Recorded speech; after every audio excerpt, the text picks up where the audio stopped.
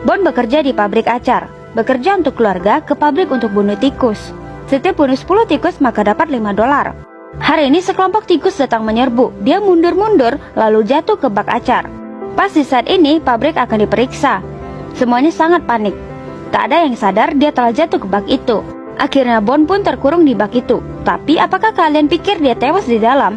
Tidak, hal yang tak diduga terjadi. Waktu berlalu. Dalam sekejap 100 tahun berlalu, 2 anak nakal masuk ke pabrik yang sudah rusak ini. Mereka buka bak acar itu.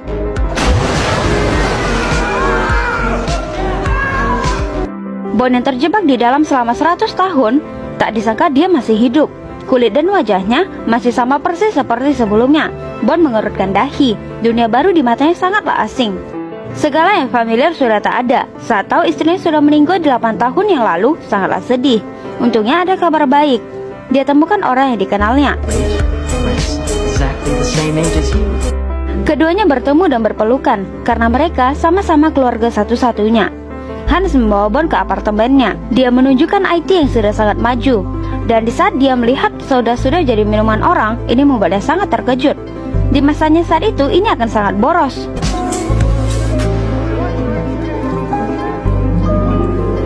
Lagi, dia mau belajar buat bisnis acar. Tapi belum saja dimulai sudah temukan masalah. Dia sampai di toko temukan mentimun sangat mahal. Dia tak mampu membelinya. Dia pergi ke tong sampah mencari timun yang sudah dibuang orang. Lalu gunakan benda tak berguna, dia temukan sebuah kereta barang. Dia ambil botol yang rusak dan dicuci. Dan mulai membuat acar. Dia masukkan timun dan garam ke botol. Turun hujan dan botol pun penuh dengan air. Usaha tak hianati hasil. Acar yang dibuat Bon sangatlah laris.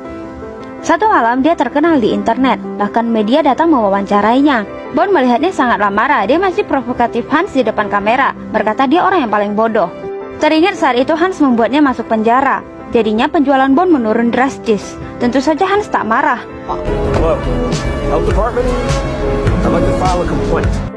Petugas pun datang mencarinya dan menutup kiosnya, bahkan menyita semua acarnya. Berhadapan dengan denda yang tinggi, Bon tak tahu harus ngapain. Saat semua orang tahu kabar ini dan mulai menolak acar yang tak higienis, Hans sangatlah puas. 2 langganan Hans datang beride. Dia langsung pekerjakan dan membuat tim. Para mahasiswa ini tak perlu gaji, hanya butuh pengalaman bekerja. Ini adalah simbiosis mutualisme bagi Bon. Di bawah pimpinannya, kualitas kehigienisan produk meningkat. Sebotol acar yang sempurna lalu dipasarkan. Semua mahasiswa magang inisiatif pergi ke jalan raya mempromosikannya. Bon dapat kepercayaan lagi. Dia juga dapatkan uang yang cukup. Potong papan reklame istrinya. Ini membuat Bon sangat senang. Dan di sisi lain Hans melihat bisnis acar Bon meningkat pesat, membuatnya semakin iri. Saat ini dia muncul pikiran jahat. Di saat bisnis sedang berkembang baik, Bon jatuh ke perangkap lagi. Setelah kegagalan kewirausahaan, Bon yang baru saja berdiri tegak, dia kembali lagi ke tempat Hans. Hans yang melihatnya sangat iri, hatinya semakin tak enak. Dia bantu Bon buat akun sosmed. Di bawah bujukan, dia membuat komentar yang kontroversial. Bon jatuh di jebakan yang sudah disusun rapi. Hans tersenyum sinis, seakan kali ini dia berhasil menjatuhkannya. Bon yang polos mendapatkan asisten, memintanya untuk upload di sosmed. Tapi asisten takut akan muncul akibat tak bagus, tapi dia tetap saja tekan tombol kirim. Esoknya saat kerja, semua orang adakan pertemuan darurat. Benar saja, dia dapatkan ejekan dari netizen. Bahkan asistennya juga tak terima ini dan masuk ke kerumunan netizen. Perkataan mengenai postingan Bon mereka datang. Benar atau salah memicu imajinasi semua orang. Tak disangka dia semakin terkenal. Dalam debat tentang pidato, Hans menyamar, bertanya pada Bon tentang Yesus. Ini tentu saja sebuah jebakan. Hans tahu Bon akan jawab dengan berantakan.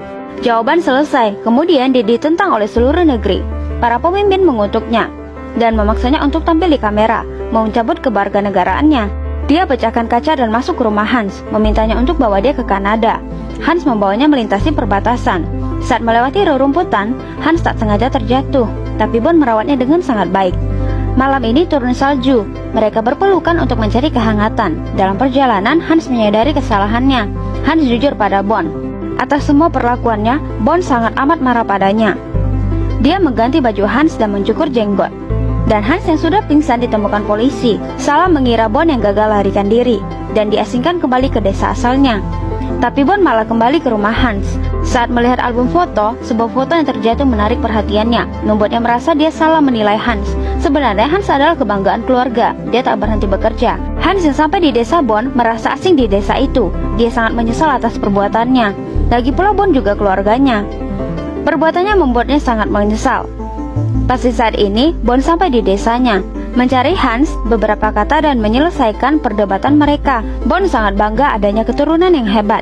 Melalui diskusi, mereka berdua mau mengurus bisnis hingga besar. Mereka saling tertawa berbaikan. Film selesai. Bye.